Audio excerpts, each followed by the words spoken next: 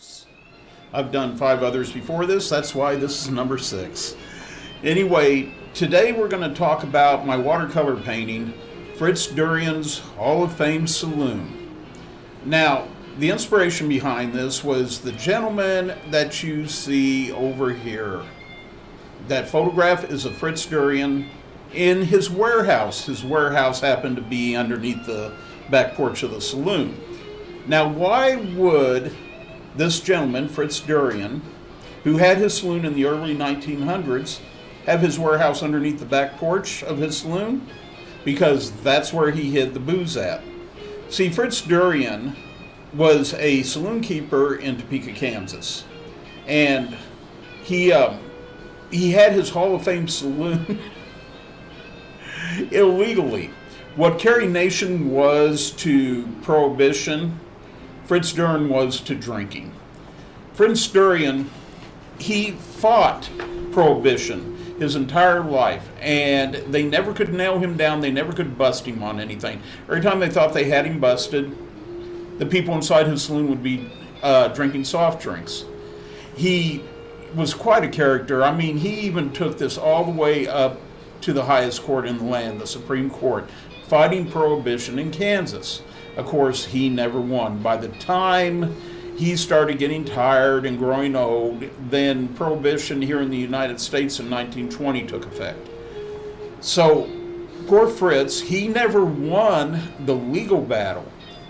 But Fritz did win the moral and logistical battle by being able to still make his booze and sell it in his Hall of Fame saloon in Topeka, Kansas.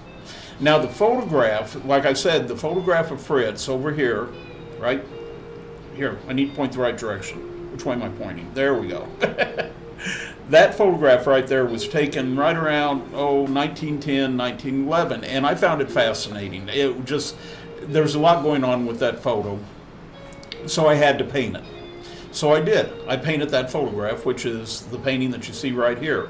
It is a watercolor work, and I don't know, there was something about it. I wanted to take the black and white or sepia tones, however you want to look at it, aspect of that photograph, and turn it into a color photograph to bring Fritz to life, because he was quite a lively character.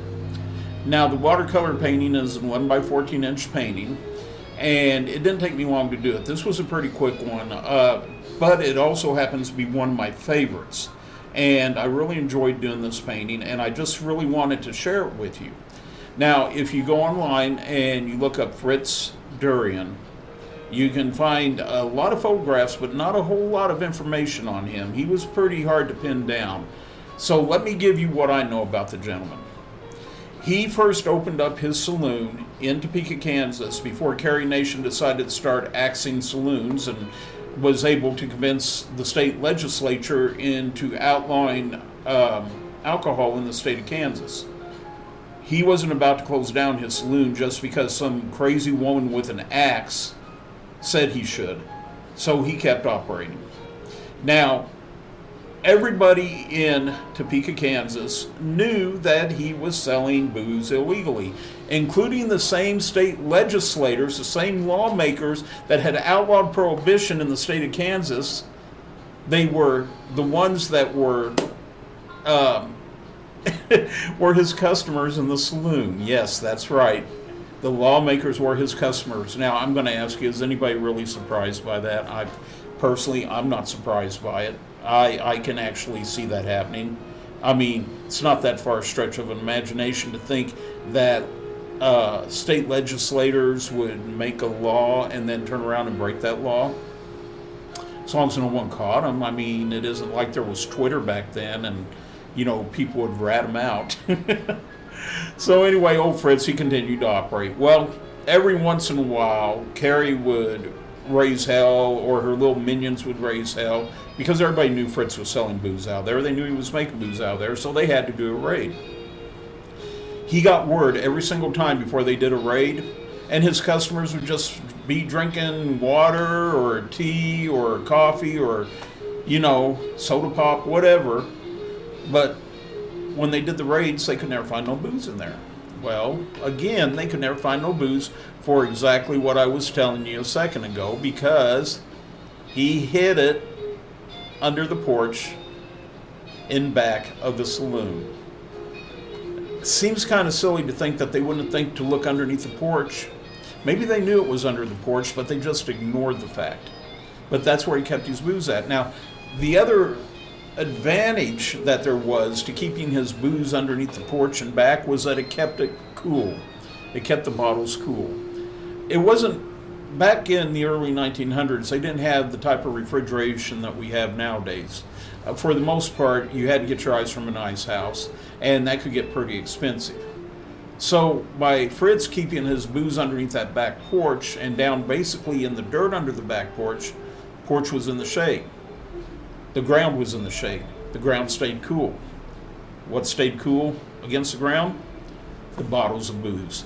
So theoretically, Fritz had the coldest illegal beer in the state of Kansas. Like I said, he was quite a character, and he did fight this. He fought it over and over again. He took it to the court several times. It eventually ended up at the United States Supreme Court, but unfortunately, the United States Supreme Court upheld Kansas's right to inflict prohibition on the state. Now, here's the really funny thing about the state of Kansas, and this kind of hit close to home for me. I once had a bar here in the state of Kansas. It was down southeast Kansas, Baxter Springs. It was a cereal malt beverage bar, which meant that I could sell malted beers, malt liquors, that sort of thing, wine coolers, okay? But they were all 3.2%. The county, Cherokee County that I was in, was still a dry county at this time, and this is like, we're talking about 2000, 2001, 2002, right in that area there. And they were still dry county. Well, I couldn't have a liquor license unless it was a private club. The city had no problem with me having a cereal malt beverage license, but the minute that I applied for a liquor license, all hell broke loose. It was just, you would not even believe how crazy it got. I actually do want to talk about that at some point. I don't want to talk about it here within this vlog because, I don't want to take away from the artwork that, I'm wanting to share with you. Suffice it to say that just like Fritz Durien did fighting the state of Kansas, I fought the city of Baxter Springs. Now, Baxter Springs eventually thought that they won, but they actually didn't. And again, in a future vlog, I'll explain to you why. But I admire Fritz Durien. I admire his battle.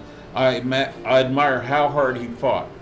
So I did this watercolor painting in honor of Fritz Durien and his Hall of Fame saloon. I hope you've enjoyed the explanation behind the painting. I hope you enjoyed the painting. If you want to see the actual painting, you can go to my photo albums on my Facebook page at Artist Alley Studio and Gallery.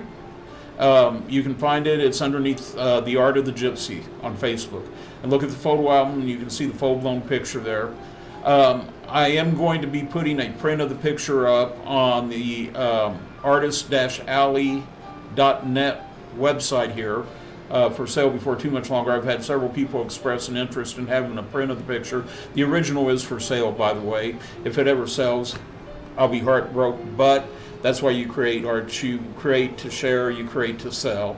So if he sells, that's fine. I hope people will enjoy him as much as I've enjoyed him. And I guess that's about it for this vlog number 6. So until next time, this is your friendly neighborhood gypsy saying, hasta la vista, baby. See you later, Gators. Bye-bye now.